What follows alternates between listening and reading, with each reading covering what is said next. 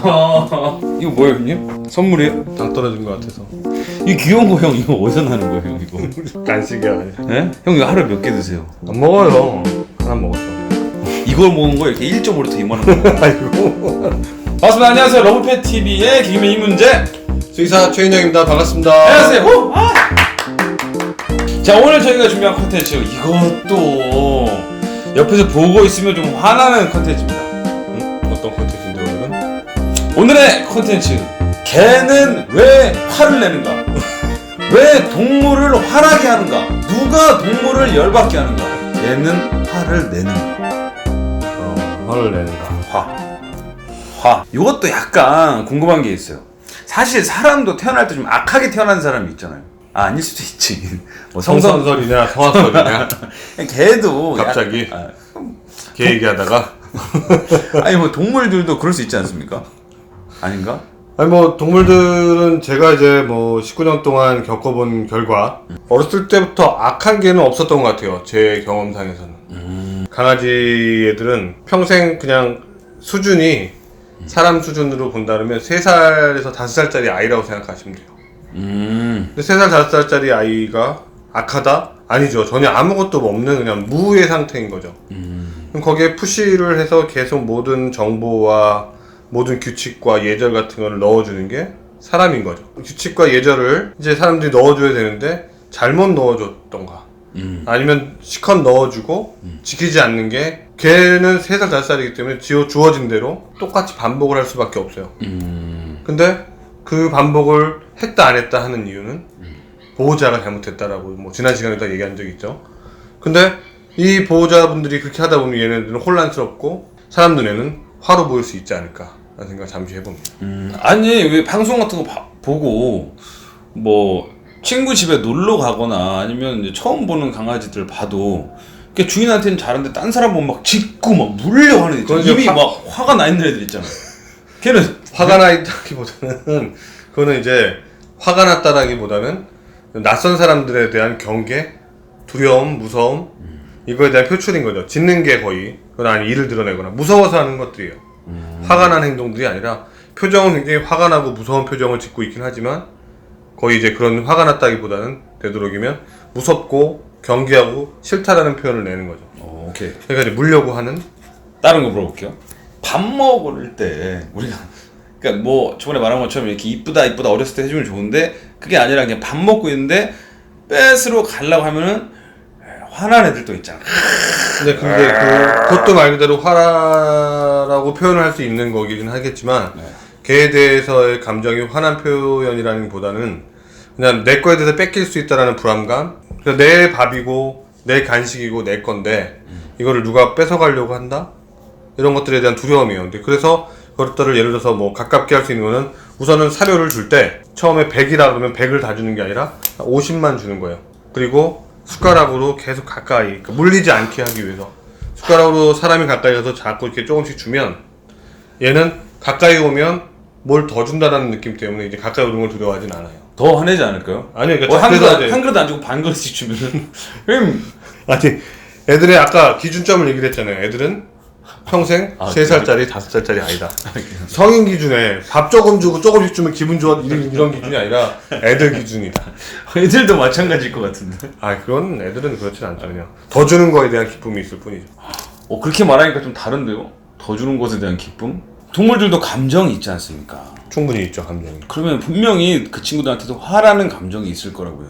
그리고 그런 거 있잖아요. 여러분 강아지 보고 있으면 와갖고 이거 하면은 그러니까 그런 화나는 감정의 경우가 있는 건 뭐냐면 예를 들어서 아까처럼 이렇게 자꾸 괴롭힌다거나 강아지를 계속 툭 친다거나 뭐 이렇게 찔러댄다거나 공포감을 준다거나 하게 되면 무서워서 짖거나 우렁대거나 공포스러운 거를 표현을 내는 것들을 화라는 감정이나 이제 무서워한다라는 감정을 드러내는 거를 표현할 수 있겠지만 특별히 엄마 아빠가 자기랑 안 놀아줘서 화가 나거나 이러진 않아요. 간절히 바라는 건 있겠지만 그걸 안 해줬다고 화가 나서 뭐 이렇게 되진 않죠. 그러면 사실 강아지도 품종이 엄청 많이 있지 않습니까? 근데 특히 이제 우리가 알기로는 뭐 테리어, 불테리어, 핏불테리어 뭐 이런 친구들, 도사견 이런 친구들 화가 많다기보다는 공격성이 많고 흥분을 많이 하는 거죠. 쉽게 흥분을 많이 하고 쉽게 흥분을 해서 물어야 되고 핏불 같은 애들은 물면 놓지 않는 굉장히 위험한 애들인 거죠.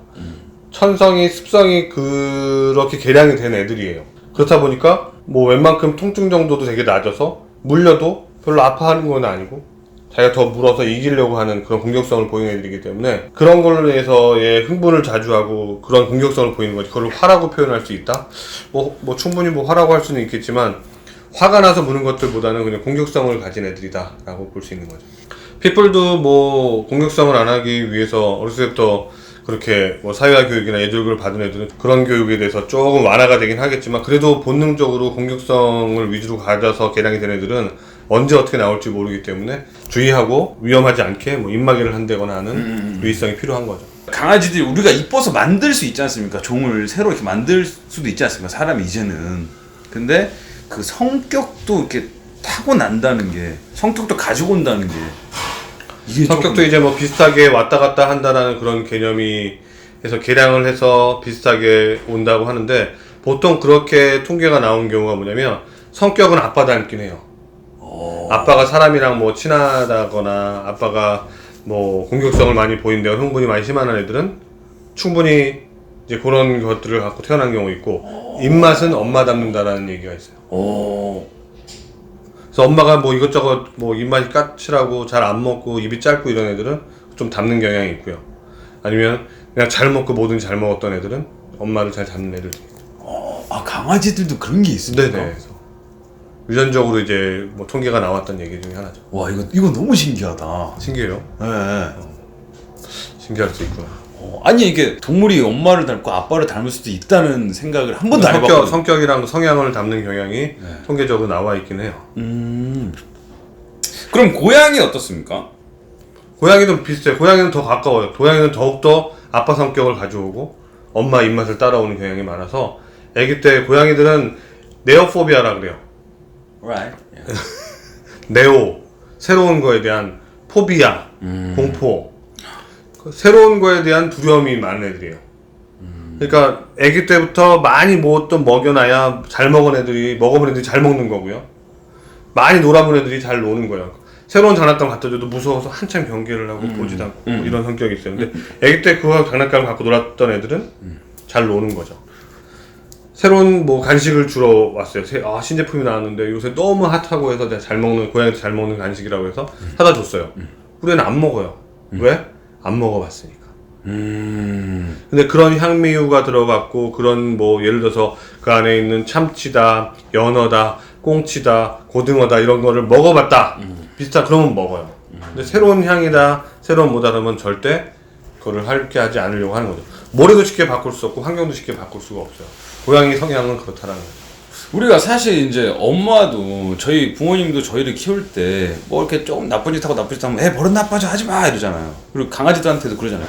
줄까 말까 계속 하고 줄까 말까 하는 경우들도 있지만 그것도 약 올리는 행동에 속하기 때문에 항상 줄까 말까라는 행동보다는 항상 간식을 주는 정확한 시간이 필요해요. 그러니까 규칙이 필요하다고 그랬잖아요. 간식 주는 것들은 예를 들어서 그냥 우리가 이뻐서 사랑스러워서 뭐 귀여워서 쳐다봤다고 불쌍하다고 너무 사랑스럽다고 아니면 우리가 뭐 먹을 때 불쌍하다고 아니면 먹었다고 먹는데 같이 먹어야 된다고 외출했다고 다녔다 이런 것들이 다 이럴 때 주는 것들이 전부 다 공짜 간식이에요. 언제 간식을 줘야 되냐? 간식은 되도록이면 제가 지금 권장하는 것들은 예를 들어서 저희 뭐 삼시가 이리 와 이름 불러서 왔을 때 그다음에 앉아 기다려 엎드려 그다음에 배변 메뉴 잘했을 때 아니면 뭐 하우스 이렇게만 해도 하루에 8번을 줄 수 있어요. 칭찬에 대한 보상으로 간식을 먹게 되면 얘네들은 모든 규칙을 지키려고 하죠. 근데 우리가 그 약속을 지키는데 어떨 땐 줬다 어떨 땐 안 줬다 하게 되면 약속을 안 지키게 되면 말을 잘 안 듣게 되잖아요. 그래서 자꾸 간식을 먹을 때 만지라고 하는 거예요. 그럼 만지는 것도 보상받고 기분 좋은 행동이 되거든요. 스킨십만 해줘도 얘네들은 자기는 충분히 칭찬받고 보상받았다 생각해요. 아니 이것도 저희 삼식이 이야기인데 저희 삼식이는 이제 가족들이 밖에 나갔다가 집에 들어오면 삼식이는 간식을 조그만 거 하나씩 줘요. 하나씩 무조건 줘요. 그 삼식이는 이제 제가 집에 들어오면 먼저 몇 번 반겨주고 바로 냉장고 앞에 가 있어요. 근데 그게 약속이 돼 있으니까. 네. 근데 그게 규칙이 된 거죠. 여기서 앉으면은 이제 화를 내기 시작해. 이렇게 계속 긁는 거예요. 얘 긁고 꼬리 계속 치잖아. 일로 오라고 빨리. 그러니까 우리가 화란 표현하지만 요구를 하고 의사표시를 하는 거죠. 그 안 주면 토라지던데요? 뭐 삐질 수는 있는 감정이지만 화난 감정은 아닌 것 같아요. 제가 잘못한 겁니까? 한번 잘못했다기보다는 이제 네. 자꾸 화를 낸다라고 하니까 화를 내는 애들이 아니다. 그러면 성인인 경우에 어렸을 때 조기 교육을 받지 못하고 성인인데도 이미 아까 말씀드린 것처럼 잘 물고 막 이런 거 하는 친구도 있잖아요. 사회화나 예절 교육이 안 된 애들은 그렇게 공격성을 보이는 애들이 있겠죠. 무서워나 공포나 새로운 사람이나 낯선 사람들한테 굉장히 힘들어하고 낯설게 생각할 수 있겠죠. 그러면 그런 애들은 충분히 그런 부분에 있어서 무서워하는 공포감으로 드러나는 그런 것들이 뭐지?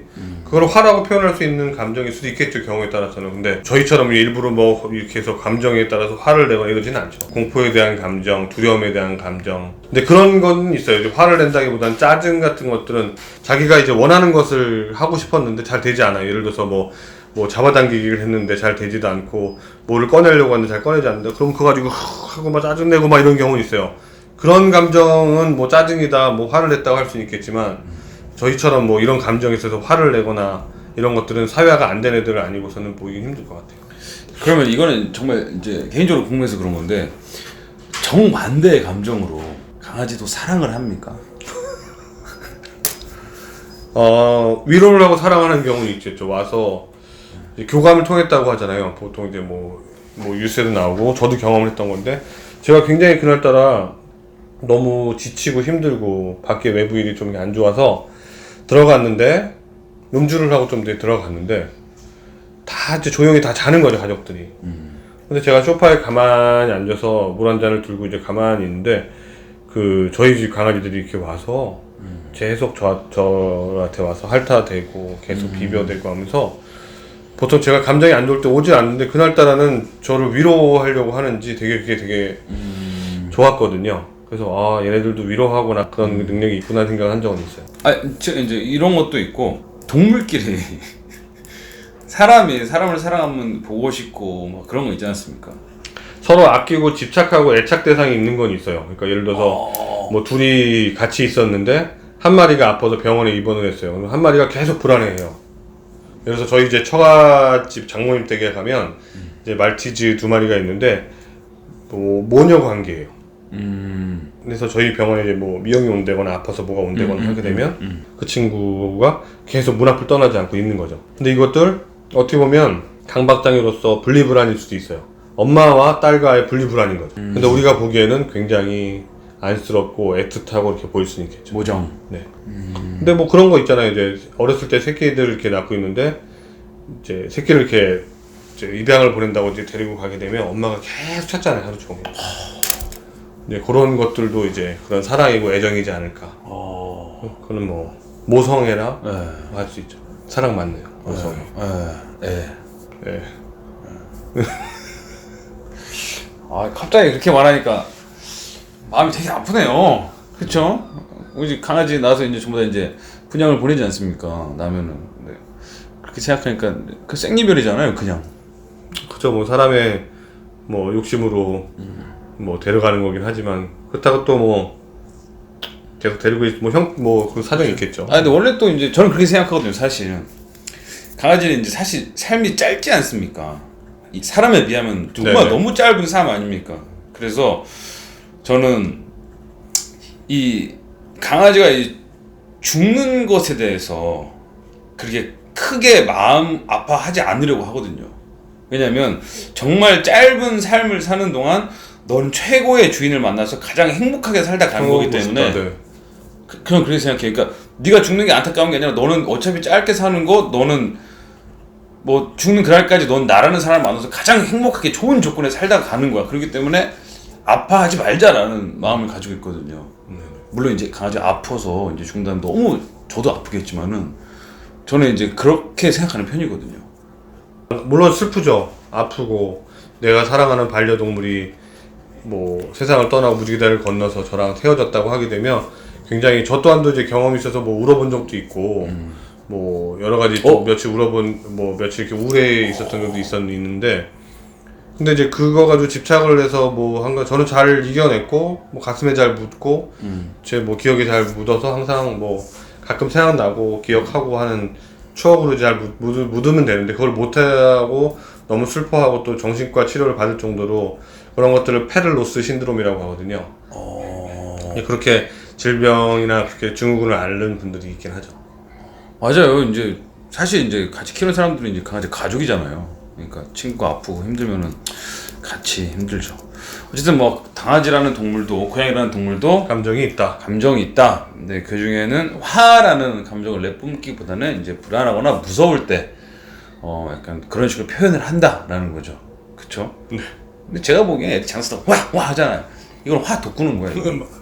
그 짜증과 화를 이제 없다고 하는 게 아니라 이제 그런 공포감들을 화를 표현하기보다는 이제 그렇게 해서는 충분히 화랑 짜증을 유발할 수 있는 거죠. 노즈워크인가 있지 않습니까? 네네. 장난감 그거 네. 그거는 좋은 거죠 애기들한테. 그럼 이제 너무너무 재밌는 놀이 중에 하나죠. 후각을 이용을 해서 킁킁킁해서 그 안에 찾아냈더니 맛있는 간식이 나오거나 뭐 먹고 싶은 좋아하는 장난감이 나온다거나 근데 보호자분들이 거의 간식으로 유도를 많이 하는데 간식에 들어있는 장난감을 이용해서 장난감을 찾았더니 장난감에 또 뭘 더 먹고 좀 더 오랜 시간을 놀 수 있게 할 수 있는 굉장히 후각을 이용한 애들 사유화랑 퍼즐놀이라고 하는 거죠. 화나게 하는 게 아니고 숨겨놔서. 네. 저희가 생각하기에는 의인화를 하죠. 감질나게 짜증나게 그냥 먹을 걸 주면 되지 그 애를 그냥 계속 숨겨놓고 장난하는 것도 아니고 이렇게 생각하지만 얘들한테는 너무너무 재밌는 놀이고 잊지 마셔야 될 거예요. 딱 하나가 걔는 피곤해야 행복한 거다. 궁금한 거 하나 있어요. 이거는 제 개인적인 감정인데 어차피 저희가 이제 한번 큰 대주제로 컨텐츠를 만들긴 할 건데 강아지들 이제 수술하지 않습니까? 무슨 수술이요? 정관 수술이라고 표현할까요? 중성화 수술. 그렇게 말하면 마음이 너무 아파.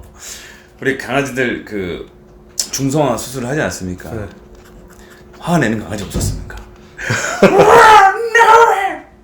아니 없었습니다. 없었습니까? 모르죠. 본인이 이제 어떤 있고 그냥 통증만 있고 아팠다라는 것들만 있지 이게 단순히 뭐 그런 이유로 됐다라는 것들은 인정은 없었으니까. 미안하다. 분명히 화가 났을 건데 이런 거를 의인화라고 하는 겁니다. 단단히 화가 났을 건데 우리 강아지라는 동물 그리고 고양이라는 동물 그리고 다른 동물도 마찬가지일 거예요. 감정은 충분히 있는데 화라는 감정보다 무서움과 두려움이라는 감정의 표현 방법이다라는 거 꼭 기억해 주시고요. 웬만하면 화나게 하지 마세요. 그리고 무섭게 하지 마시고 그쵸? 잘해주고 아껴주고 이뻐해주면 잘할 것을 3살하고 5살이래잖아요. 솔직히 열받게 할 때는 7살 아니에요? 그쵸? 미운 7살이 있잖아요. 네. 열받게 할 때 7살인데 아직 그 전이잖아. 애기 3살 5살 정말 너무 예쁠 때잖아. 지능 수준을 얘기하는 거니까 감정 수준을 얘기하는 게 아니라. 또 갑자기 그렇게 멋있게 얘기해버리면 여러분의 반려견 사랑으로 이쁘게 화 안 내게 미소 짓게 키워주세요. 이렇게 강아지, 고양이들도 다 감정은 다 있습니다. 근데 이제 감정 있는 것들에 대해서 충분히 그들을 이해하고 챙겨만 준다고 하게 되면 그들의 감정 변화가 크지 않게 우리 행복하게 서로 교감하면서 공감하면서 행복한 관계 만들기를 할 수 있지 않을까 싶습니다. 마지막에 좀 철학이 있었어요. 여러분의 반려견 사랑으로 이쁘게 키워주세요. 다음 시간에 뵙겠습니다. 안녕. 안녕.